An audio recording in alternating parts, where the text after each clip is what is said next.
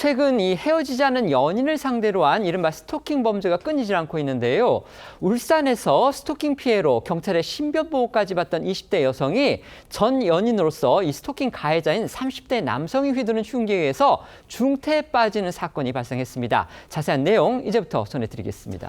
네, 어제 울산 북부경찰서에 따르면 지난 28일 오후 3시 40분쯤 울산의 한 병원 지상 주차장에서 30대 남성 A씨가 이 병원 직원인 20대 여성 B씨에게 여러 차례 흉기를 휘둘렀습니다. 이 B씨는 목과 배 등을 찔려 응급수술을 받았지만 중태인 것으로 전해졌습니다. 두 사람은 연인 사이였지만 이번 달 초, 그러니까 B씨로부터 이별 통보를 받은 A씨가 앙심을 품고 범행을 저지른 겁니다. 가해 남성인 A씨는요, 결국 경찰에 체포되기는 했습니다. 그런데 여기에서 시민들이 큰 도움을 줬다고 합니다. 네, 먼저 화면을 함께 보시면요. 주차장을 빠져나가려는 차량을 남성들이 가로막습니다. 한 남성은 소화기로 차량 앞 유리를 깨고 또 다른 남성은 쇠막대기로 뒷유리를 내리치는데요. 운전을 하고 있던 가해자 A씨는 어쩔 수 없이 차문을 열고 나오는 순간 소화기 분말 세례를 받습니다. 영상 직접 보고 오시죠.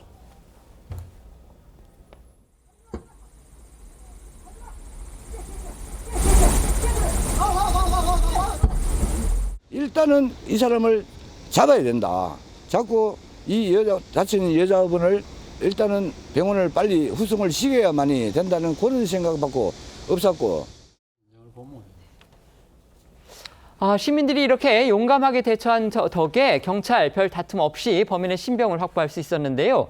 그런데 이 접근 금지 명령까지 받았던 범인이 어떻게 피해자의 직장까지 갈 수 있었던 건지, 왜 경찰은 사전에 이런 범행을 막지 못했던 건지 이게 또 궁금해집니다. 지난 3일 피해자 B씨는 전 남자친구 A씨가 찾아와 폭행하고 차 열쇠를 바다에 던지자 이 경찰에 그를 신고했습니다.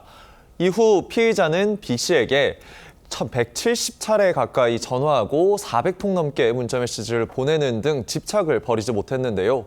지난 9일에는 피해자 집 앞에서 서성이다가 다시 신고를 당했는데 경찰은 피해자에게 100m 이내 접근 금지, 통화, 메시지 전송 금지 등 임시 처분을 내렸고요. 피해자 B씨에겐 스마트워치를 지급하고 B씨의 집을 수시로 순찰하는 등 보호 조치를 취했습니다. 경찰은 피의자에 대해 지난 14일 검찰에 잠정 1호부터 4호까지를 모두 내려달라고 신청했습니다. 이 잠정 조치 1호는 이 서명 경고고요. 2호는 100m 이내 접근 금지, 3호는 통화, 메시지 전송 금지, 4호는 구치소 유치인데요. 이 가장 강력한 이 4호 조치는 이 검찰을 거쳐 이 법원이 최종 결정합니다. 검찰은 4호는 재검토하라며 경찰 신청을 기각했는데요. 이에 대해 검찰은 A씨에게 범죄 전력이 없고 직장과 주거지를 다른 지역으로 옮기려 했던 점과 피해자가 원하지 않는 점 등을 고려해 일단 잠정 조치 1에서 3호를 우선 시행하고 4호는 다시 검토해보자는 취지였던 입장이었다고 밝혔습니다.